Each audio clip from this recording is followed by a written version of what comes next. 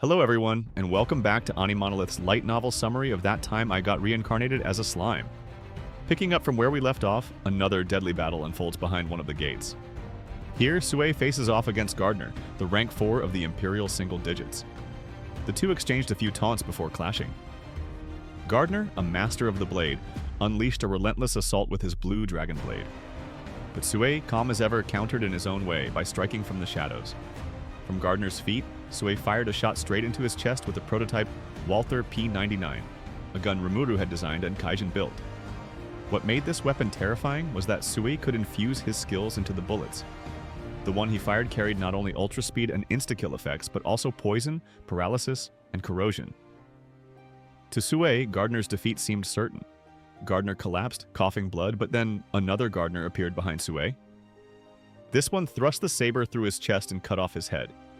It was Gardner's hidden trump card, Parallel Existence, a gift from Rudra. Unlike Velgrind, he could only maintain one parallel body, but that was more than enough to catch opponents off guard. Thinking victory was his, Gardner smirked, until Sue's body dissolved into mist. It had only been a clone.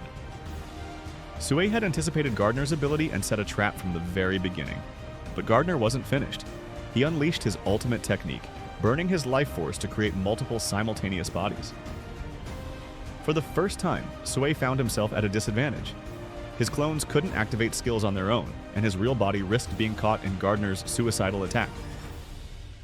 In that desperate moment, Sue whispered an apology to Rimuru, vowing to survive no matter what.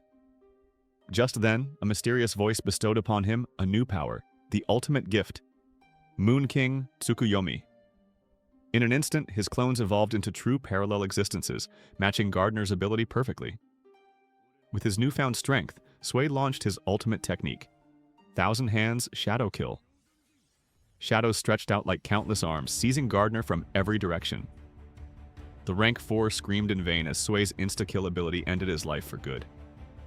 Before fading into the darkness, Gardner tried to boast that Velgrind and Granite would avenge him. But Sue's cold words crushed that hope.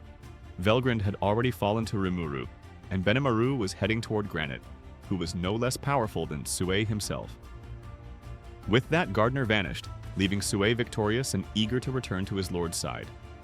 At the same time, in another chamber, a fierce battle broke out between the Pain Lord Ultima and Damrada, the Empire's second-rank guardian. Ever since her clash with Velgrind, Ultima had come to understand something terrifying. The overwhelming difference between ordinary beings and those who wielded an ultimate skill. With just 10% of her strength, Velgrind had toyed with the Primordials, crushing them at will. That humiliation left a deep scar in Ultima's heart.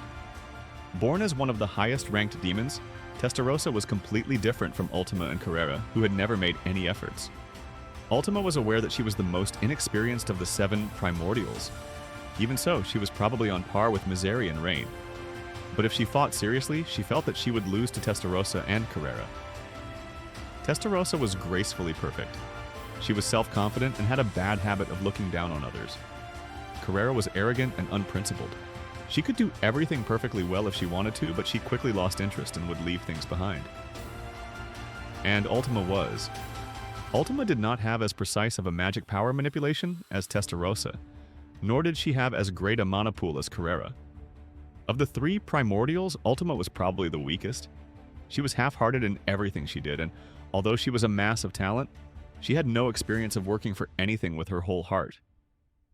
In this way, Ultima and Carrera were similar in many respects. That's why they had been rivals for so long. Nevertheless, Carrera had recently found a hobby in swordsmanship.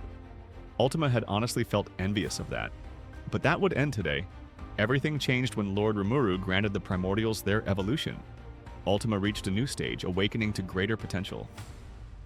Yet even then, she couldn't help but wonder, would this newfound power truly be of use to Rimuru-sama? That doubt persisted until the moment she observed Dagera's fight. While watching, Ultima prayed silently to be of more use to her master. Then she heard a gentle voice. In that instant, she was blessed with the ultimate skill Poison King Samael, a terrifying ability that revealed the weaknesses of any living being and generated a corresponding poison to exploit it. With such a skill, Ultima could assuredly defeat Damrada, but she didn't want an easy, one-sided victory. Instead, Ultima resolved to use this battle as training, a crucible to refine her newly awakened ultimate skill. Ultima was thrilled. For the first time in a long while, she had found an opponent who could actually help her refine her abilities.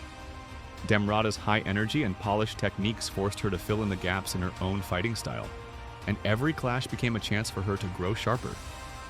But Damrada knew the truth. He was being used as a training dummy. Ultima was still evolving mid-battle while he had already reached his peak. If things continued this way, he would surely lose.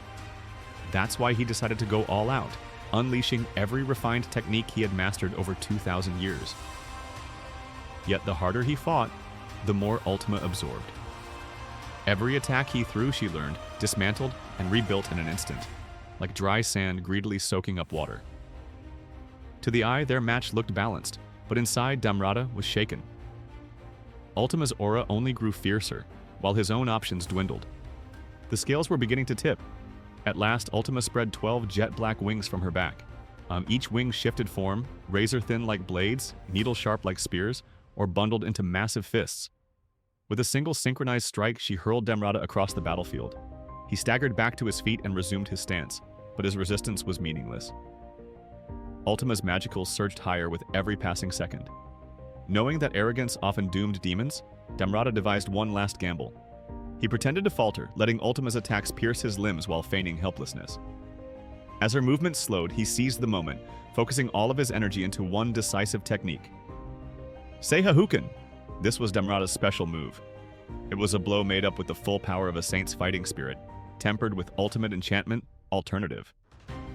No matter how powerful a creature it was, it would disappear if hit by this move. Ripped through Ultima's body. For a fleeting second, Damrada thought he had won. But what crumbled before him was not Ultima. It was only a fragment of her wing. From the shadows, the true Ultima emerged, unscathed. Her hand gleamed with a deadly purple glow. Death Poison Fist! With a cold smile, she drove her poisoned claws straight through Damrada's chest.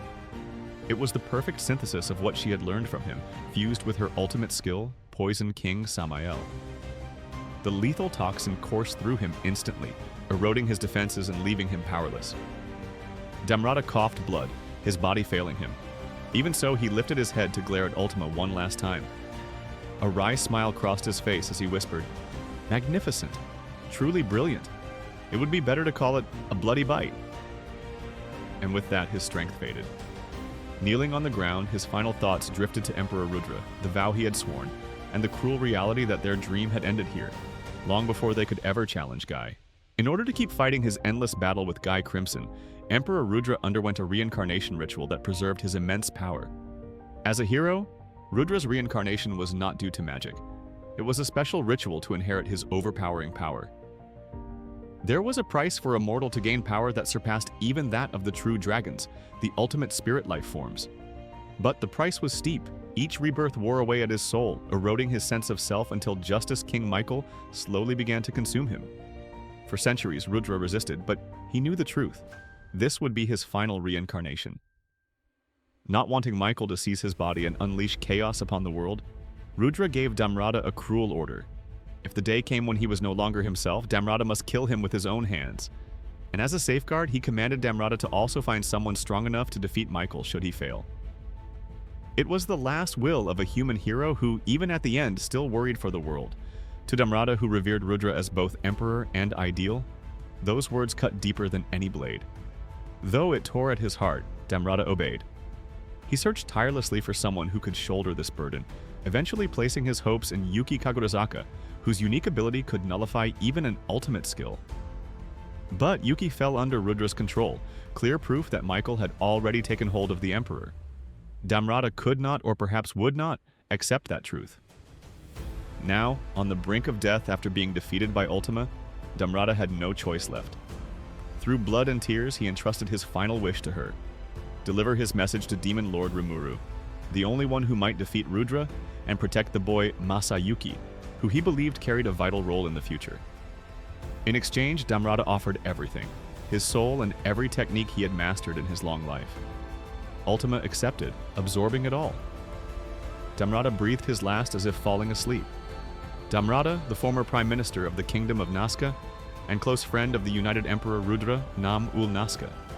The fifth Saint Damrada's long life had finally come to an end, and in his place was born the Fist Demon, inheriting his deadly combat arts. Ultima stood alone in the circular coliseum in the isolated space. Ah, how boring. The nucleus is gone. I was going to give it to Rimuru-sama, but Ultima murmured sadly and gently wrapped Damrada's body in her 12 wings. In accordance with her contract, she had taken all of Damrada for herself. And that was the end of it. It was the tragic close of a hero who once bore the dream of uniting mankind, and the birth of a new demon to carry that power into the chaos ahead. And that's where today's video ends. Thanks for watching, and we'll see you in the next AniMonolith recap.